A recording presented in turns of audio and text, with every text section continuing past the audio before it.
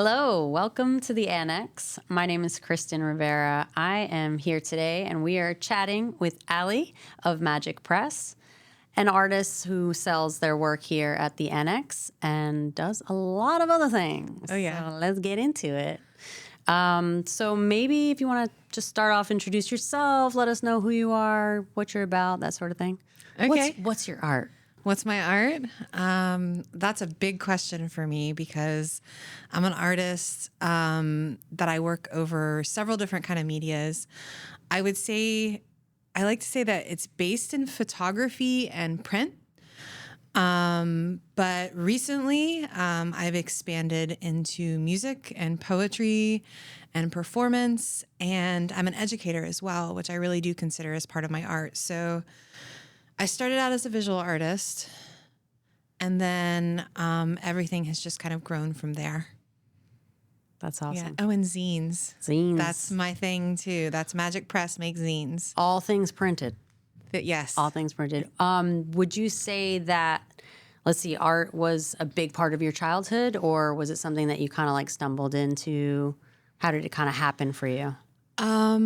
I really can't remember a time that I wasn't making art. My mom tells stories about me drawing as a kid and just being completely absorbed in drawing. And you know, she really encouraged that. My great-grandfather was a watercolorist, and so there was kind of like, I guess, a family tradition of art making. And my father was a photographer and gave me my first camera. So there was a really special thing that we shared. So like I grew up just knowing that I was an artist, not necessarily that I was going to grow up to be an artist, but that I already was. It was just part of your life. It was just me. It was That's like what part it of who was, you are. yeah. That's awesome. Yeah. Do you think it's funny because I always feel like sometimes when people grow up around art or is exposed to it, they go the other way, right? So somehow your experience with it was like just enough to like plant little seeds here and there, right? Yeah. I mean, to be fair, it's the only thing that I have just been completely passionate about my whole life. You know, academically, I was really strong. I was a really good student, but that was kind of boring for me. And I'm really, really ADHD. So I have some issues with like, normal structure. And like, I've never worked a 9-to-5 job. It's just not in me. I've worked tons of retail jobs or like had multiple part-time jobs, but I've always been making art somehow or been connected to it. Yeah, and for like, it's like almost like side gig, right? Like, which is your side gig? Like, your side gig is not really your art. Your art has been your life. Yeah. Your side gigs are like, okay, I did retail, I did this, I did that. Did you go to school for art, or you self-taught? did. You did, okay. Yeah. So like I said, like I kind of, I was encouraged very early on to pursue art. And I started taking lessons. I was taking lessons with adults, like as like, you know, I'd be like 5 or 6 in like a class with adults. Like you know, drawing or a watercolor or okay. drawing or something like that. Any kind of like the YMCA kind of classes nice. my mom would put me into, and she'd always like be like, she can do it, you know, like that sort of thing. And then I had my undergraduate in Winthrop University in Rock Hill, South Carolina. I actually grew up in Charleston, South Carolina, and was exposed to a lot of arts down there. Charleston has a big arts festival called the Spoleto Festival, and I remember that as a kid, something that we would go to. And so I went to my undergraduate and got my undergraduate in photography in 2002. And then I got my graduate 20 years ago. 20 years Congratulations. You've been an survived. official artist for 20 years. Yes. I know. It is one of those things that like it just creeps up on me sometimes that like, oh, I've been doing it this long. Yeah. Yeah. And then I kind of I graduated. I worked as a potter for many years, which was a lot of fun. And then I met my partner, and he travels the world for his job. So I kind of just, for about 10 years, it was like I was traveling around with him and raising our son and always making art. Yeah. You know, when we were in Tokyo, I was doing like a blog on street art and doing photography there. And so, but once we settled in Connecticut, it was kind of my turn to like pursue that career again. So I went back to graduate school at RISD in Rhode Island. It's Rhode Island School of Art and Design. And I got my master's of teaching and learning in art and design. And so I've been doing community teaching, community workshops. And I guess lately too, I've been doing some activism. And it was really kind of just based on that, like art should be available to everybody. Everybody should have the opportunity hand in hand, I think, that I had. in a lot of ways. You know? Yeah, absolutely. Yeah. And do you feel like through that, like, how do you think Magik Press came about? Like, what was the development within that school, or was it like what kicked that off for you? Yeah. So I think I first had the idea for Magik Press at the end of graduate school, because in graduate school, I really discovered bookbinding as a way to kind of combine all these different kind of arts that I had been interested in, because I had done pottery, I had done jewelry making, metalwork, photography, poetry, writing, and printmaking, and bookbinding kind of combines all of that. And then just to kind of go back a little bit farther, back in high school, I was very much involved in like the punk scene, and was what they call these days a riot girl. And so I was making zines. But when I went to like formal art school, I was like, oh, zines aren't really like real art. Right? You That's know, like crazy. it was like one of those things that like they didn't know that it was real art. Right, Yeah, exactly. Yeah. It wasn't really, it was Underground. Just like, it was underground. It was outsider art. It wasn't really respected as like a true media. So why don't you explain exactly what a riot girl is, and how does that kind of like connect to the activism that you do today? Okay. Yeah. So, riot girl, so it's GRRRL, was a punk movement in the late 80s, early 90s, and it was a feminist punk movement. So it was radically feminist, and it was founded by queer, Black, and Latinx women. And it was a response to actually like the rampant sexism that was all over punk culture. Naturally. A natural response. Yeah. Like, just for an example, my experience of that was that I couldn't go into the pit without getting groped. And so one of the main riot girl acts, one of the best known, was Bikini Kill. And at their early shows, they would say, "Girls to the front." And that, I think that's actually a book. And so we would create, because there were no safe spaces for us, we had to create our own safe spaces in punk. And then, zines were a part of that too. Zines were like, that's actually where I first read Bell Hooks, was in a zine. Somebody like cut out a section of like a Bell Hooks quote, and it was in the zine. And so that's where I learned about feminism. And, I talked a little bit about how I didn't take zines into my formal art education once I was in college. And part of the reason for that is because it was so tied up in the politics, right, of feminism. And I always was told explicitly, you got to keep that feminism out of your art or your art will never sell. Wow.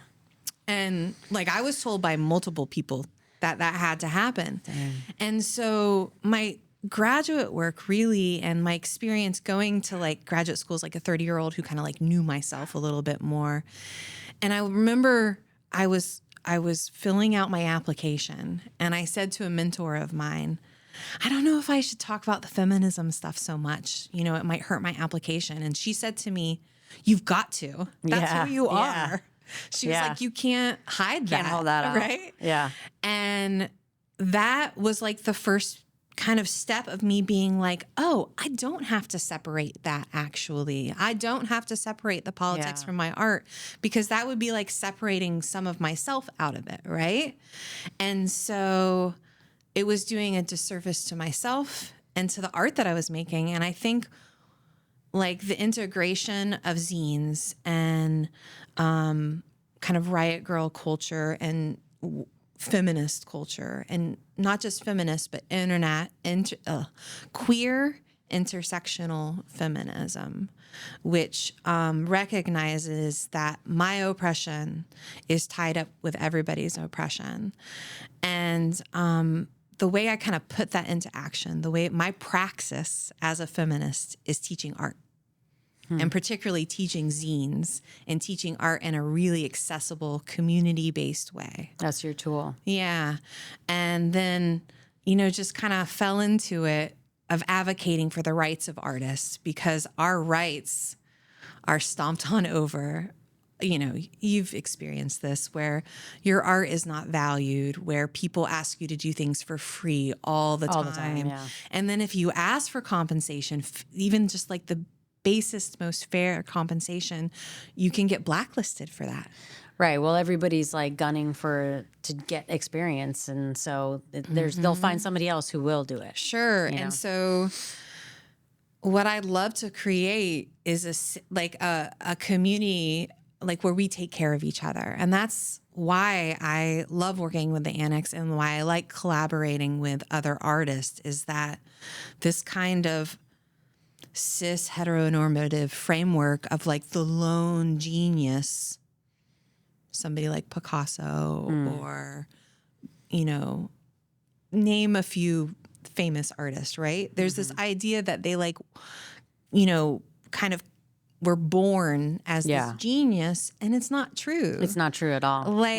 They couldn't have done it without the community that they came out of. Yeah, right? Exactly. And so when I teach that, and when I teach that kind of openness and willingness, and then we're free, right? And also art's a tool to get our message out in a way that I always say it's kind of it's like sneaky mischievous a little, a little fey, where it's I'm going to draw you in with this beautiful work of art, but I'm going to keep you here with what I got to say with it, you know? So I'm going to say oh, look, come here.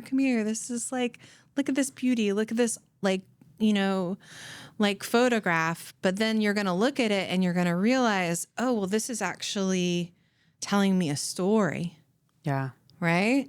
And it's a visual experience that actually has a true full meaning to it. It has impact. Yeah. And I think I want to encourage other artists not to be afraid to include that tougher stuff in their art for fear of losing sales, because I've found when I'm honest and authentic, people respond to that.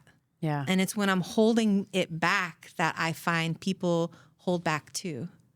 So it's that open-heartedness that Bell Hooks teaches us in her writings. And actually, I'm thinking a lot about her today because it was the 1-year anniversary of her passing from this world. And she left us with so much wisdom.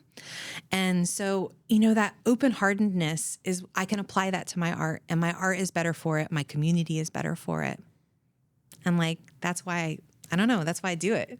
Yeah. I mean, I can't not do it. Right. It's a bit of an obsession. Yeah. But it helps drive you and motivate you and bring purpose to your work, right? I mean, there's nothing more rewarding than knowing that something that you created could have, made somebody else feel safe or feel respected or feel empowered or feel inspired in a way that's not just oh, I'm inspired to create art. It's I'm inspired to just be. Right? I'm inspired to just be, to just exist. It's okay to just exist. Yeah. And I deserve to exist and live free and, prevail. Right. All those things. Right. And, if we're going to learn how to make a new world, we need to learn new ways to connect. And I think art has always been there for us to connect with. And, I think that's why it frightens some people too, because it means that you really do need to get a little vulnerable. Yeah. And maybe get a little humble and maybe not know what you're doing for a minute. And break that can your be resistance. Right. And so I don't know. I feel like art is good practice for just living an authentic life, because we've all seen that art that isn't authentic and we know it. Yeah. Like there's something in our mind and our heart and our brain, and we see it and we were like, oh, something about that art isn't right. And it's usually that it's just not authentically made. Yeah. Right. Yeah. And, or when you do see something and like, it's that like, that moment of connecting with an artist through time, even like sometimes I've seen artwork that was made thousands of years ago and something about it, like the tenderness of like the way the mother's holding a child or the power of like an animal. And I can feel whatever the artist, whatever they left of themselves in it, Connection. I can feel that. Right. Yeah. And that's amazing. That is magic, right? Yeah, absolutely. Mm-hmm. And so returning to graduate school, I kind of like returned to like my roots as a zine maker. And it's such like an accessible way of like sharing art and letting other people share art and collaborating with artists. Like I do zines now that like I have artists from around the world who contribute. And so it's like I'm doing like this international show with these artists, and it's really a great way of engaging. And so Magik Press kind of grew out of that desire to share zines with everybody. Right. And, you know, now I see zines also as a teaching tool. Yeah. You know, like, so it's like Definitely. everything. It's an art, but also it's a tool. Well, it's like, you know, a zine, and I've really only, thank you, because I really only like, I've been exposed to zines obviously for a long time, but I feel like I've learned so much more about the process through you. And one of the things I kind of never really thought about was like the fact that it's really curation, right? But it's like, it's like, you know, obviously magazines are in the same way, or catalogs or whatever, but a zine is really like free of advertisements and like sort of like the gain that like the false gain that comes from like magazines or any other publications, even like some novels and books. There's like a whole process to that, Sure. right? So zine is like almost cuts out all that. Cuts out all the BS. Right. It's like, how can we get a collection of whether it's poetry, artwork, novel, whatever, you know, stories, articles, you know, whatever you want to share, and put it together and get it out. It's almost like in this like, you know, rapid way, right? Mm-hmm. So, so I'm curious too, if you want to share like, what is your process in like when you make Sure. a zine, or what's your favorite process, or like the breakdown of that? Well, just to kind of piggyback on something that you had said and mentioned is that like that's why I like zines, because they are immediate. They cut out the gatekeepers. They cut out the middlemen. They cut out like being beholden to advertisers or sponsors. And so you can put the content that you want out there. And one of the most special things that I always teach about zines and share about zines is that they're deeply personal. Right. So whoever makes them, you're getting like a little piece of this person's like heart and mind. And just the process for me. So it kind of depends on the zine. Like if it's something just for me, like I'm doing for my personal studio, I just sometimes I have a bunch of ideas for zines. Like right now I have this unwritten zine that one day I will make about a feminist, like kind of response to Hellraiser, which is like the Hellraiser series is one of my favorite movies, as you know. Yes. And so like I have like this feminist theory of Hellraiser, and one We'll day have to do I'm another gonna, episode we'll on have what to do- Aly thinks about just Hellraiser. I could talk about Hellraiser for like 2 hours. Please stop me. But in any case, I also do open call zines, and I do 2 a year through Magik Press. And so this is the newest one I do a Halloween one, and then I do an erotic zine.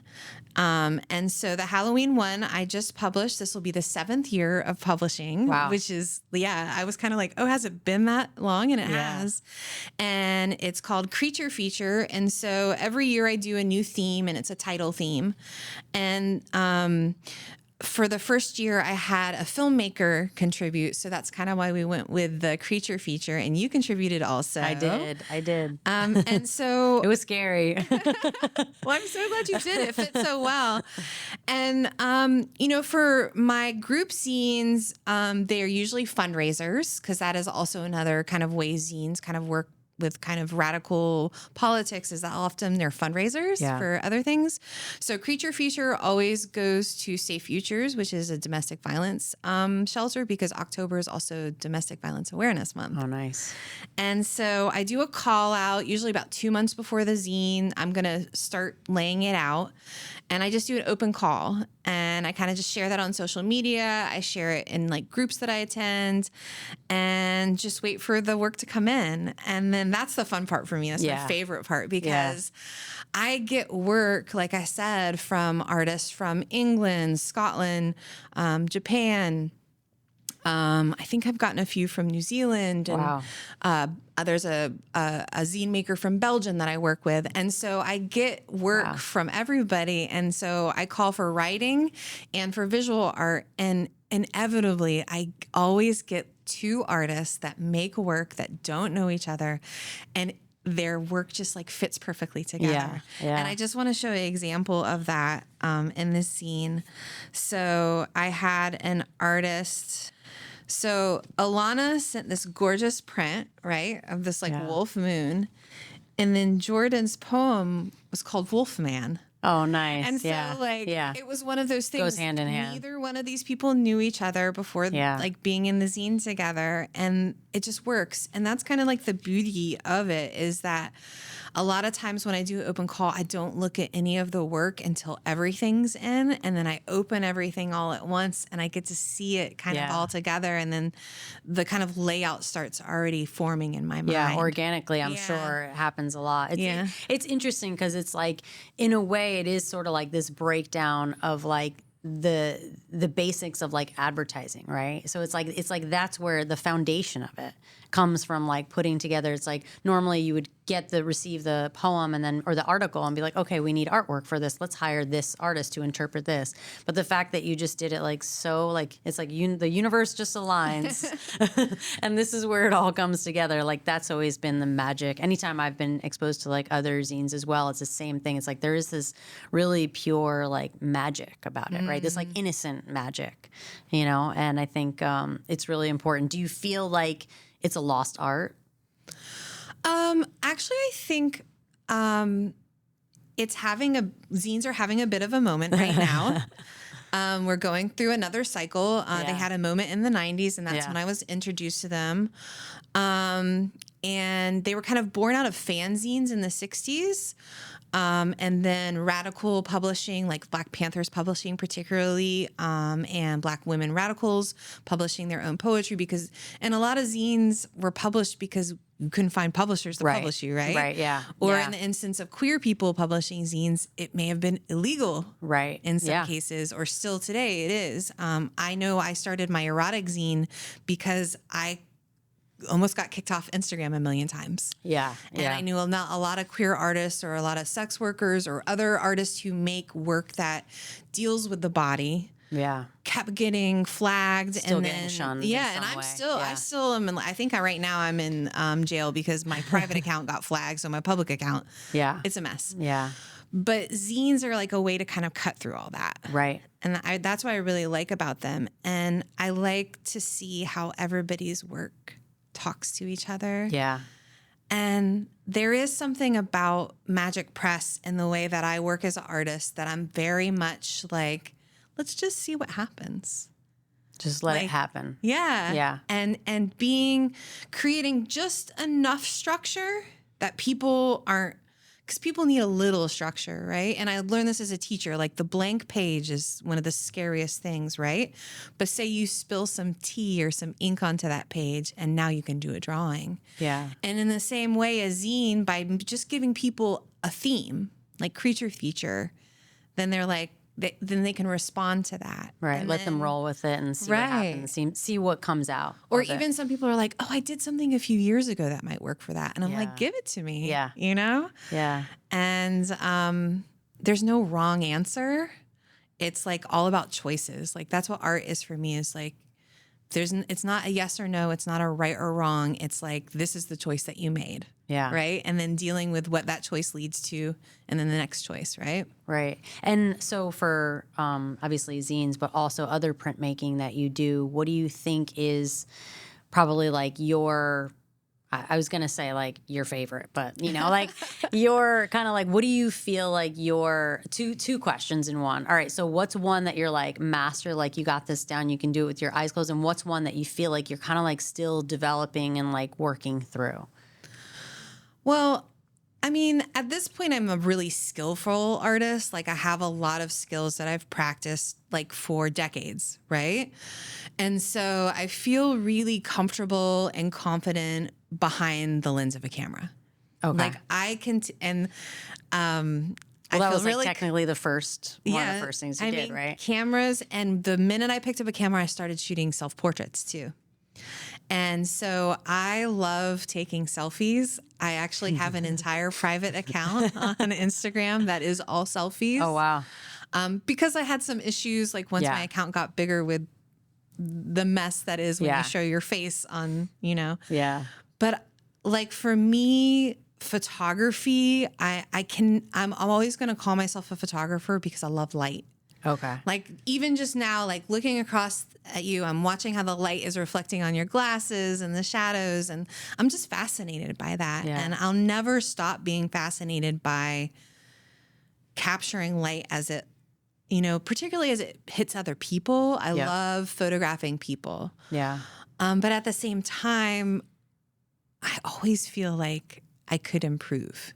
Right. Yeah. Well, I mean, I feel like, There's, you like, know, never- naturally that's kind of how you want to approach your art, right? You want to always be like, no, I got more to learn. There's more to, but at the same time, it's like being able to kind of that balance of humbling yourself and also rewarding yourself with, like you said, you've been doing this for a long time. Like you're very good at it. Like it's all right to say that, right? It's like own it, you know? Yeah, I mean, I can sometimes. It's easier than others. And I'm more confident in some parts of my art versus others.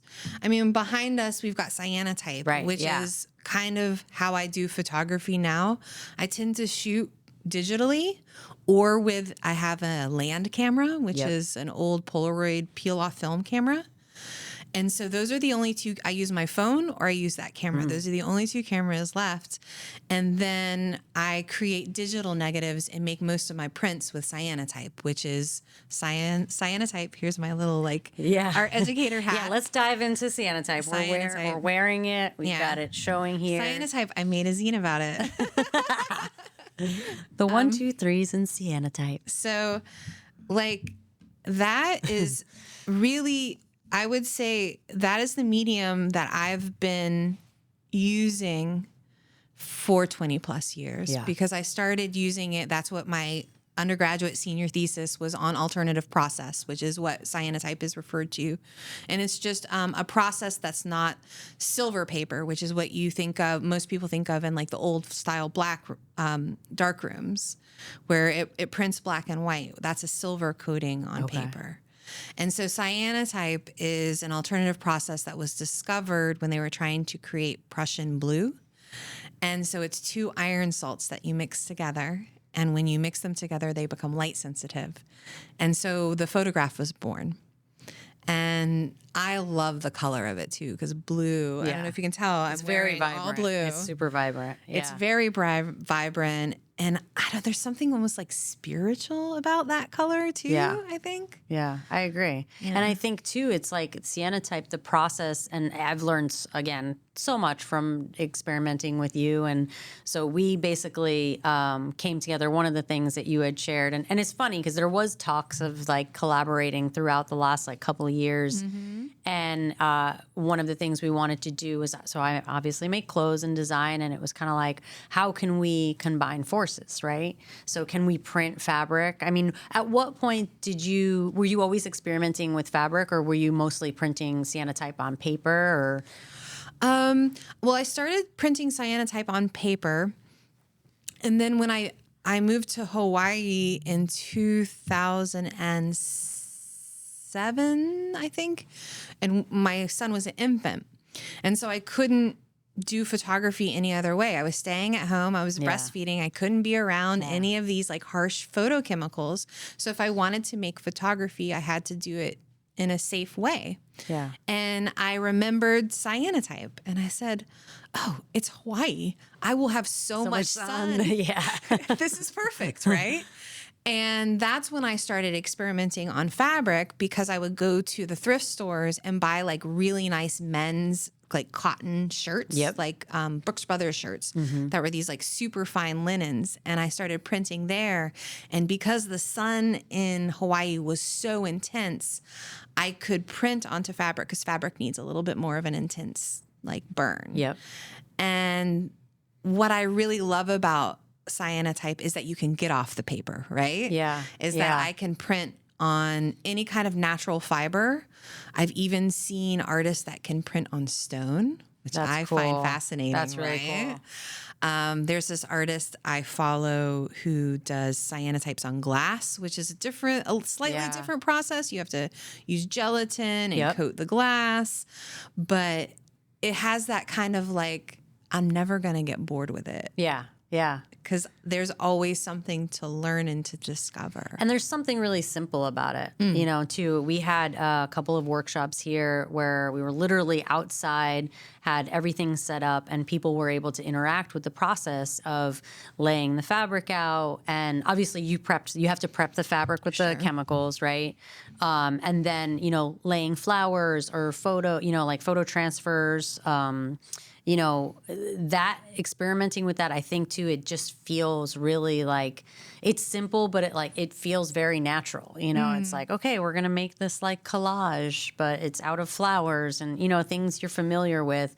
And then you have to wait, you know, it's like, then it's like the secret surprise.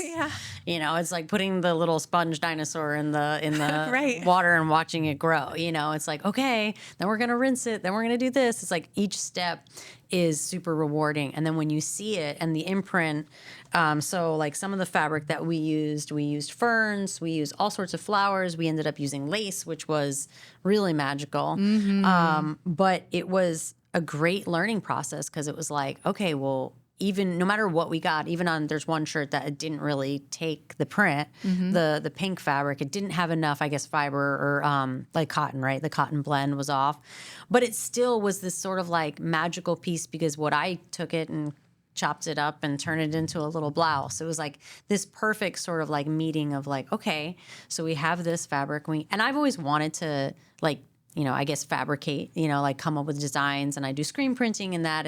but this is sort of like almost like a simplified version, because it's like you're within these boundaries, right? It's like this, okay, you have to use this type of fabric, you know, it's just going to be this color, you know, but there's something really like nice and organic and natural. It feels very safe. I really like it too. The blue is like, also, I feel like it just hits you in the right way. Well, I think too, what we discovered, which was really fun, is that depending on the color of the fabric that you print on, there's so many shades of blue.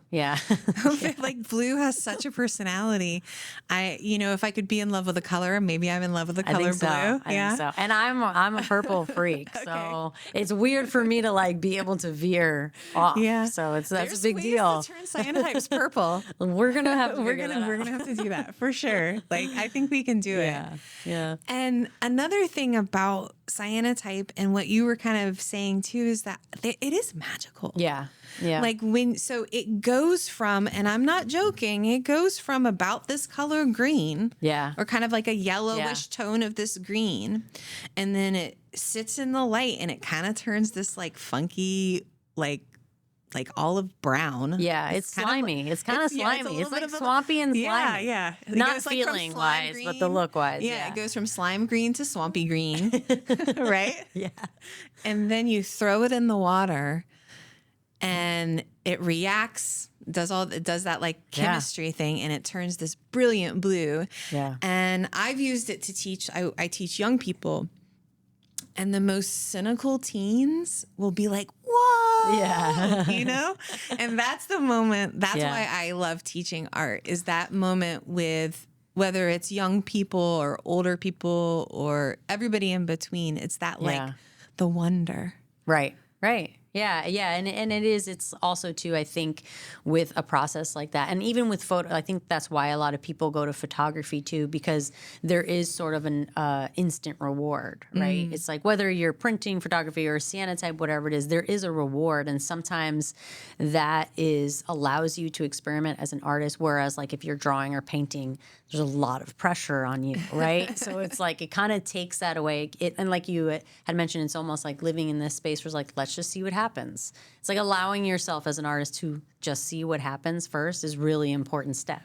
So you get to live in that space with other people, and that's that's really special. So I wanted to talk about too. So your studio is in New London, Connecticut. It is. And you've been there for how long? Since 2019. I moved in. Actually, it'll coming up on 3 years because it was January 2019. Yeah. So actually, it was 3 years this year, coming up on 4 years. Wow. And Time you're flies. you're able to just operate and pretty much do all of your work out of your studio. I do have a home studio and some of the larger scale cyanotypes. And when I'm saying larger scale, I'm talking about like 10 foot by 9 foot. Yeah. Like mural size scale. I do some of the prep work at home. My studio is also, I teach out of my studio and do activist work out of my studio. And I would say Magik Press Studio is more where I do my zine making and my book binding. And then cyanotypes, it's an outdoor activity, right? Yeah. So I do it in my backyard or I go visit people. I do traveling workshops. Yeah. Actually, I did a birthday party a few years ago. Oh, that's cool. That was so fun. It was like somebody's 40th. Yeah. And we all like made cyanotype t-shirts. And it was that's like fun. such a fun activity to do. Yeah. And making art together is like it's like a way to connect with each other. Actually, I haven't mentioned it yet, but the theme of my studio, like the mantra of my studio is that art connects the brain and heart. Art connects the brain and heart. All right. And that's what I You think. gotta get It's that on a like, t-shirt. Yeah, I do. I used to. I don't know. I haven't. Bring it back. And that was actually, that came out of my graduate studies is that I wrote this book as a response to like this really thick kind of boring, really, to be honest, academic paper talking about like the power of art, right? Yeah. And so I turned it into a children's book. And that's like the last line of the children's book is that like, oh, it was art. Art, of course. Art connects the brain and heart. Oh, And it that's really cute. does. That's really precious. Every kid needs to hear that. Every person needs to hear that. Everybody. You know? Like, I really believe that art belongs to everybody. Yeah. And one of the reasons I use cyanotype is because it's cheap and it's really accessible and it's safe for everybody to use as well. And I've done workshops where I had two-year-olds and 3-year-olds, right? Yeah, I mean, when you were set up here, there was like that little, I mean, they couldn't have been more than 2. They were not really talking very much. Yeah, they were not. But they still were able to grasp the process, and get into it, which is really awesome. And it's important. It's important for everybody. Yeah. So, okay, so we've got the zines, we've got cyanotype, another, obviously you're extremely versatile artist, and you are also working on installations.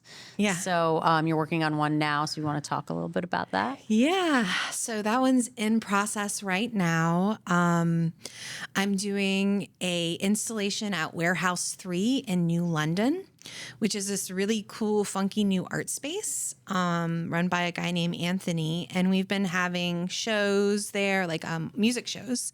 And I've been invited to do a few music shows because I'm making some experimental music, which is actually where I'm like most vulnerable, I think, and most unsure of myself. But that's a fun place to be for me. And so for the winter solstice, I really like to do some sort of ritual on the solstice. And so I had been talking to Anthony about this. And so basically the first floor of the warehouse, I'm creating kind of this multimedia installation, and I'm using found objects and objects found actually in the warehouse, because he's been kind of cleaning it out, and then my art. And I'm going back to even some art that I've made since like 2014. And since I have this big expansive space, like Why I not? can, Yeah. why not? Pull it all out. And because my work is in these like cool blues, Yeah. it really works on the theme of kind of winter. Yeah.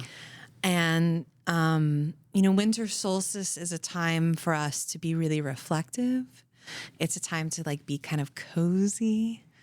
And then also for me, something that I know of the solstice is that it's the shortest day. So it's the longest night. We celebrate the light. Because actually, even though it is on the longest night and it's the darkest time of the year, it's when the light is coming back. And that's where the celebration comes, right? It's the turn, right? Yeah. From like the shortest, like the longest night, the shortest day, and then the light is slowly coming back. Come back. Yeah. And so that's where the kind of like celebration comes welcoming from. the light back. Yeah, welcoming the light back. Yeah. So that is December 21st, Wednesday. December 21st, Wednesday, Warehouse 3. It's 18 Black Hall Street. And you can follow my Instagram, which is at Magik_press. And it's Magik with a K. So Magik_press. For like details, like where to park and stuff like that, because it is a warehouse. Yeah. Yeah. And dress warmmy. There will be cookies. The winter solstice. Yeah, it's the winter solstice. We're gonna have a fire. We're gonna have like there's like a wood stove there. So nice. There will be a place where you can kind of warm Cozy up.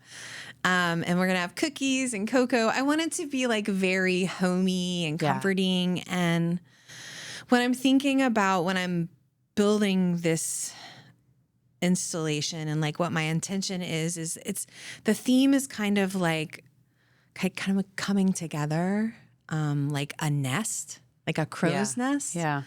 Because I'm very much a magpie in that I love to collect things. And so I'm just putting my collection to share with everybody. And then when everybody comes together, like they're kind of welcomed into my nest. Nice. A little art nest. I like it. I can't wait. I'm excited to go. I'm excited too. It's I'm going to be nervous, good. But It'll be good. So as far as like doing installations and everything that you do, what do you think is sort of like, as an artist, your happy place as far as like goals and like what you're reaching for, and like you mentioned intention. So where do you see yourself like kind of traveling through the next decade or so as an artist, or anything you want to put out there? I guess I say that as like, I have a lot of hopes. Yeah.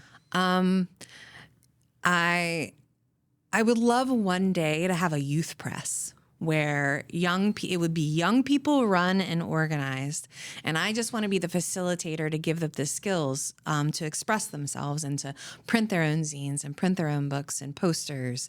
And, they could have their own studio, but I feel like young people don't have their own places anymore that like really belong to them. They're so surveilled. They're so just like, and what I'd love to do is have a place where like young people could really feel like it's theirs to make the art that they want to make. Yeah. And that they could have trusted mentors like me and other artists that I would invite in, but they would be like empowered. Right. Because I know as a young person, when I was able to like make my own art and express myself in that way, it like really helped me through some tough stuff, and I want to just like give that back. And then personally, I don't know. I'd love to travel a little bit more, do residencies. And I just kind of discovered that I'm also a musician this past year. Right. So I've got a tape coming out in January 21st. Yeah, you did an amazing job. Your performance, I watched it through Instagram Live, and it was pretty cool. But for Halloween, your performance was pretty. It's like, I don't even know how to describe it. It's definitely like an ambient experience, but it's visual. It's definitely visual. So yeah, it's hard because it's so new for me. I would definitely describe myself as like an experimental musician, performance artist.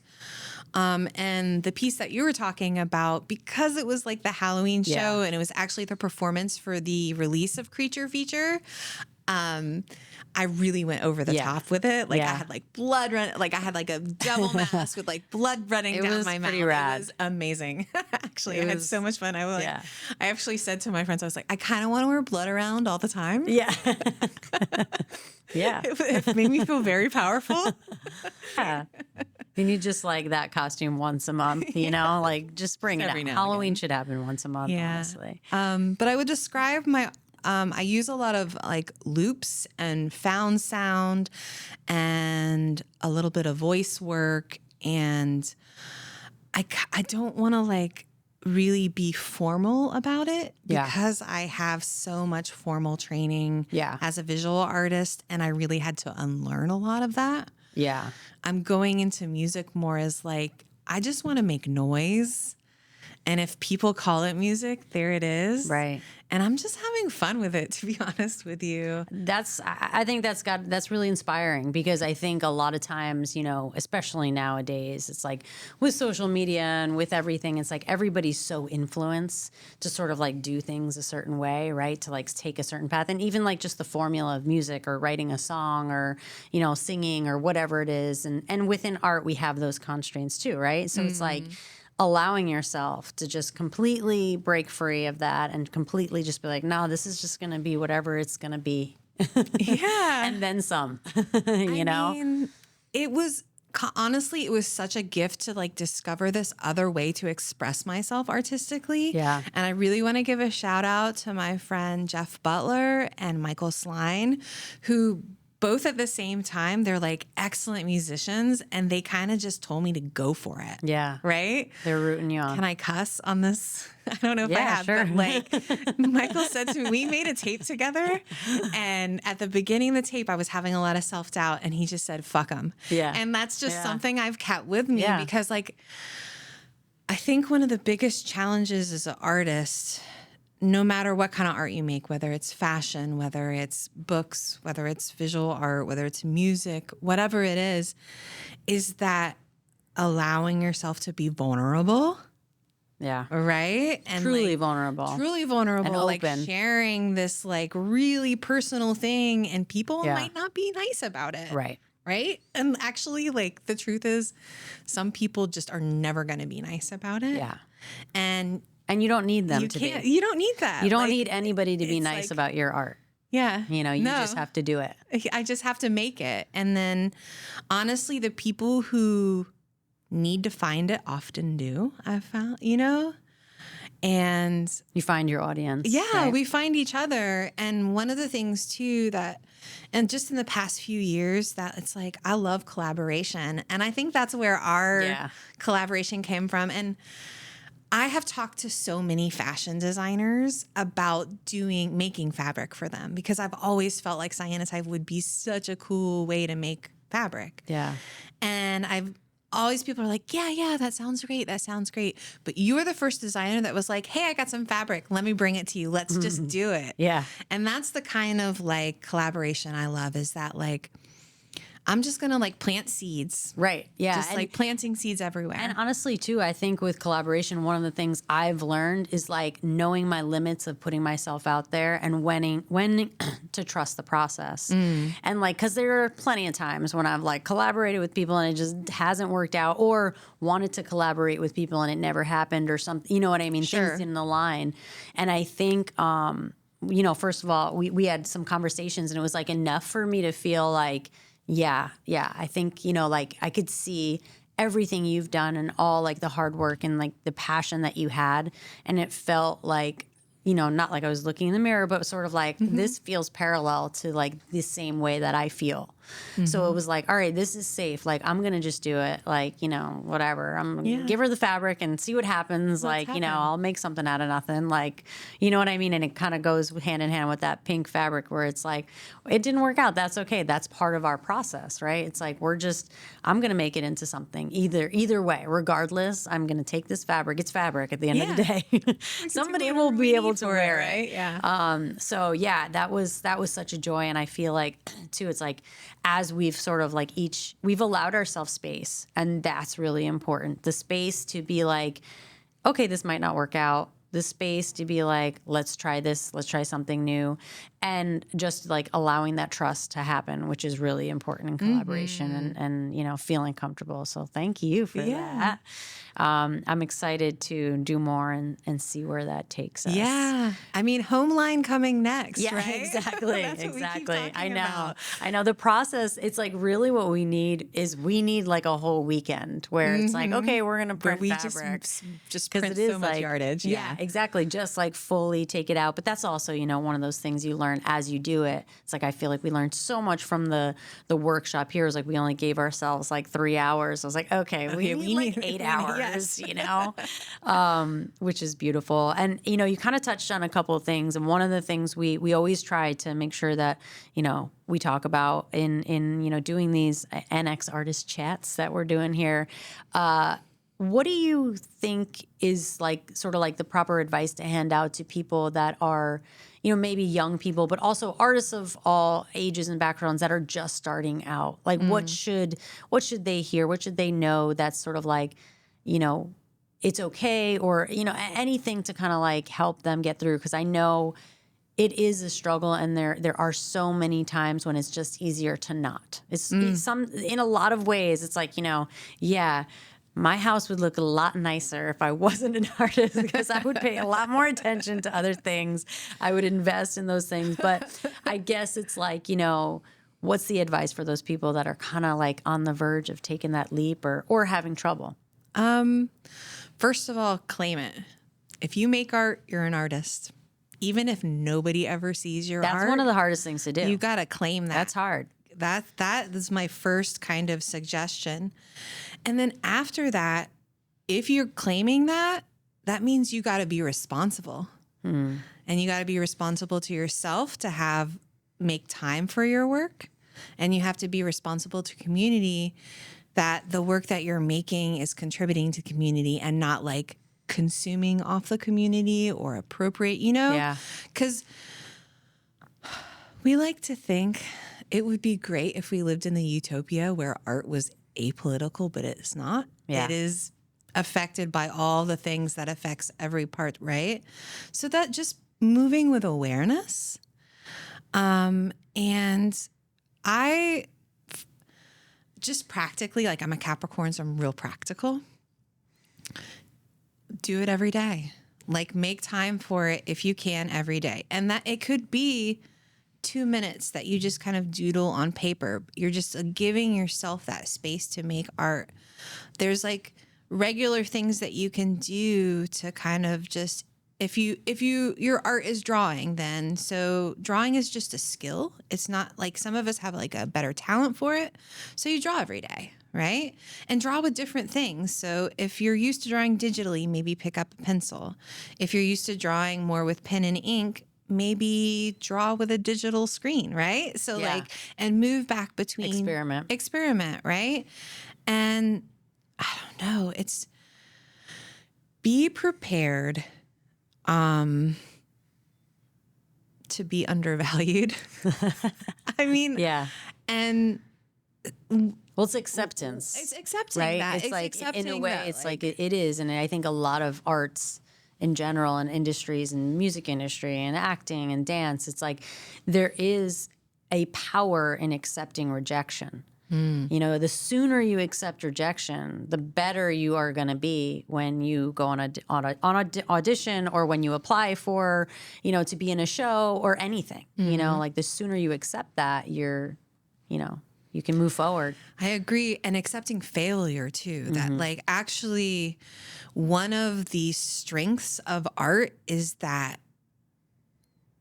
you almost like want to fail, because that's where like the most learning happens. Yeah. And also sometimes, I mean, I've had this happen. I don't know if this has ever happened with you, where I have just majorly fucked up.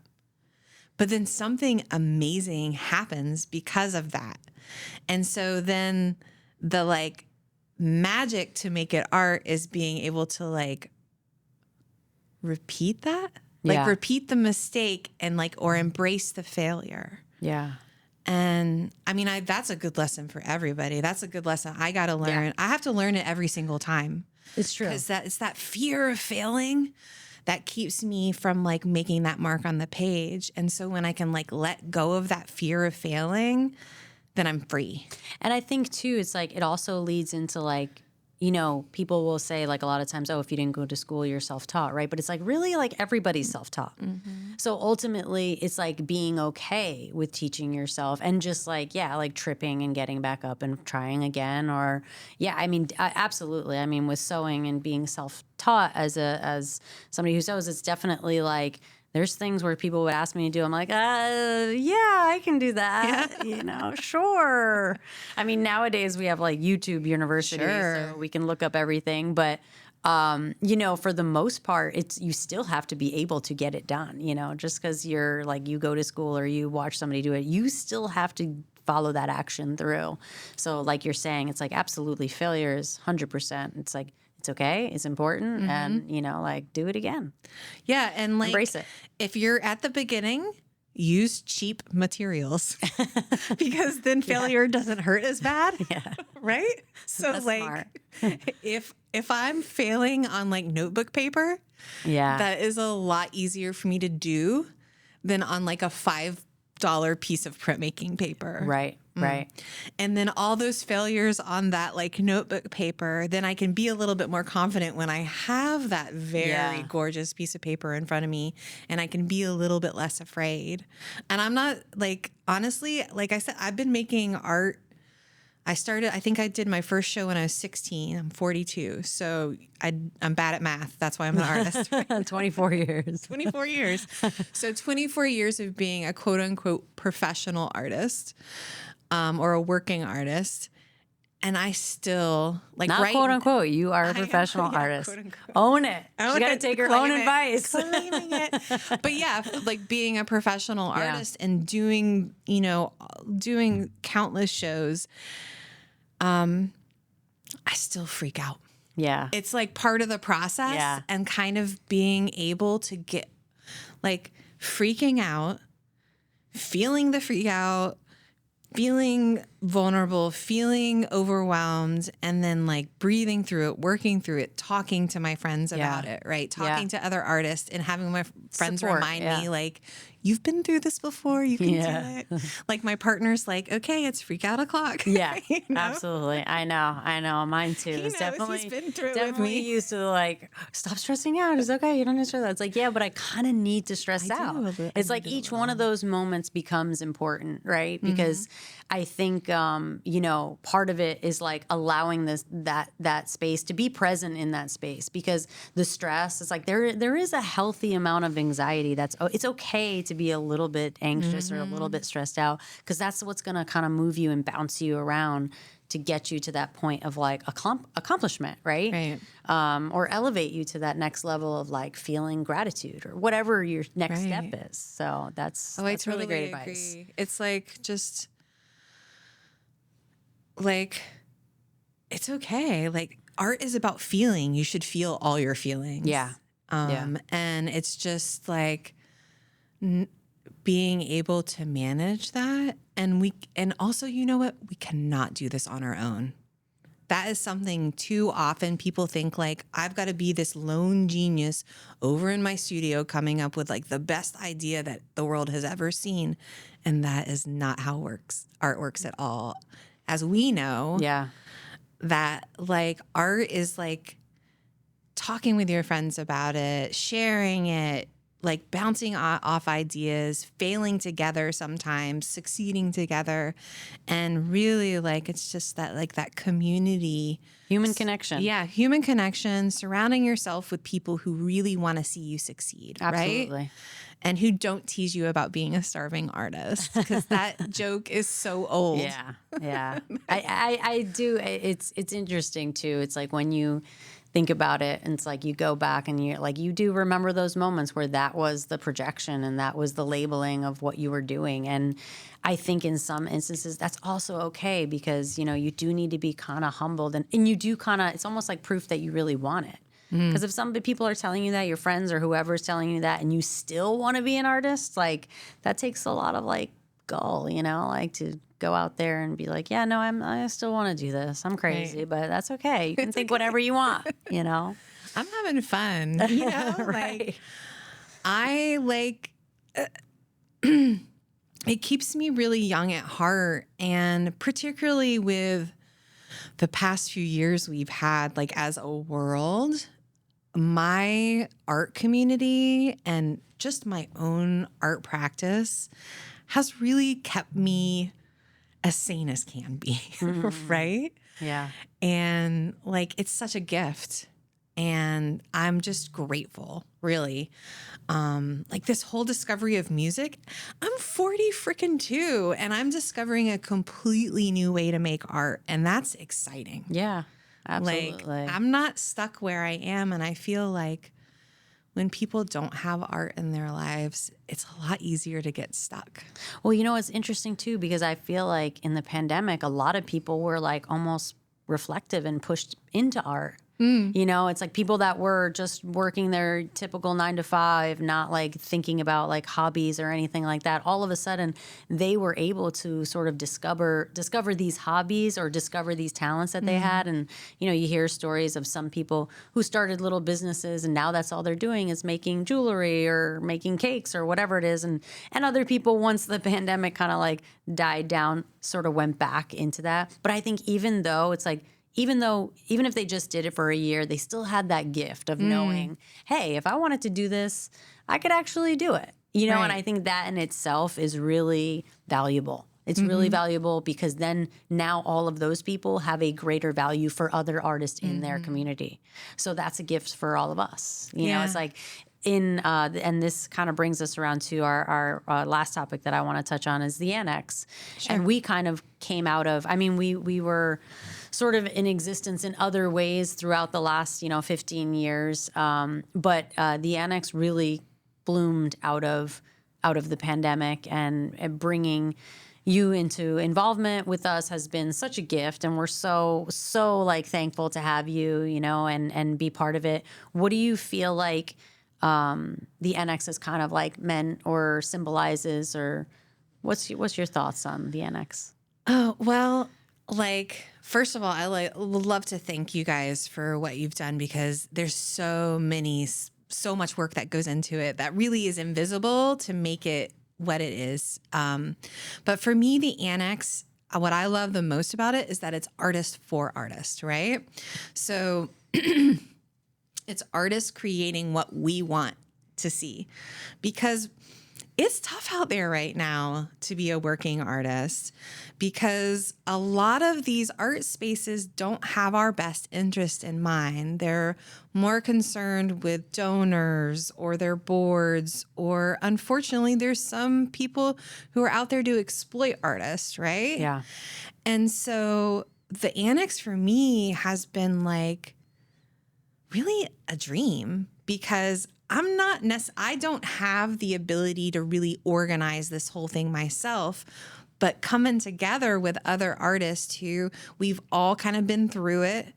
We've all really put our energy into making art a valuable, like a way to make a living for us. Resource. Yeah. And we have each other's backs. Yeah.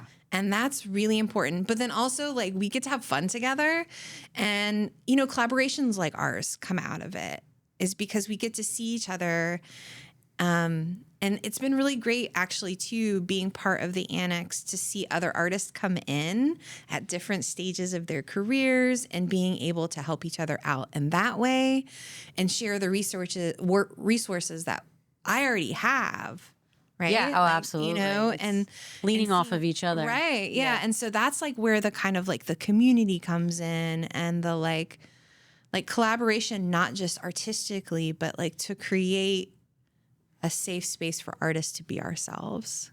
Yeah, and elevate, right? Yeah. It's like trying to elevate and empower each other. And I think the reality is like, it's definitely, we're still learning, we're still figuring it out. But I think that's what can help us create that safe space, is that we're admittedly sort of like discovering this together, and, sort of filtering and realizing like what works and what doesn't work. And each artist is, like you said, kind of on their own journey, right? So being respectful of that and allowing space for that, allowing space for it's like, okay, this is where your, like your label game is at, or this is where, like your, presentations are at, or even, being able to look at other stuff and be like, oh, okay, I like how they did that. Where did they get those tags? sure, or what, yeah. like how did they print that or whatever?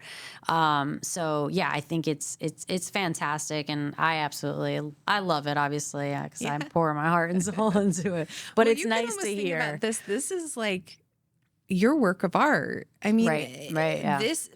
And what you just described is like what we were talking about, like just making art one-on-one is Yeah. like that ability to kind of like be flexible, allow failure, learn from it, grow from it. Like, and so like being able to take that attitude of like, we might fail, but it's going to be spectacular, right? But we might do it really good for a little while.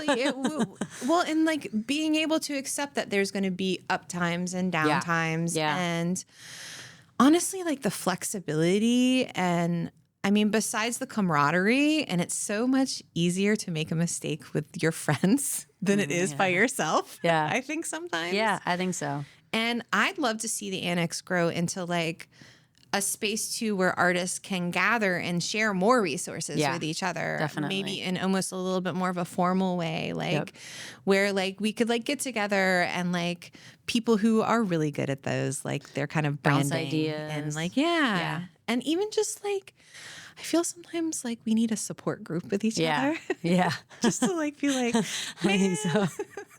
Oh, we could use AA, but artists, like something, like there's a word there, right. I'm sure. Yeah. Yeah. To help us. Yeah. No, I think, it's really important that, we're so grateful for the community too, to be able to support us and see our vision and be able to kind of like elevate us in those ways and allow space for elevation and all that. So yeah. So thank you so much, Aly, for being here. We appreciate you. We are the Annex. We are located in the Westbrook outlets in Connecticut, and hopefully we'll see you soon. Bye.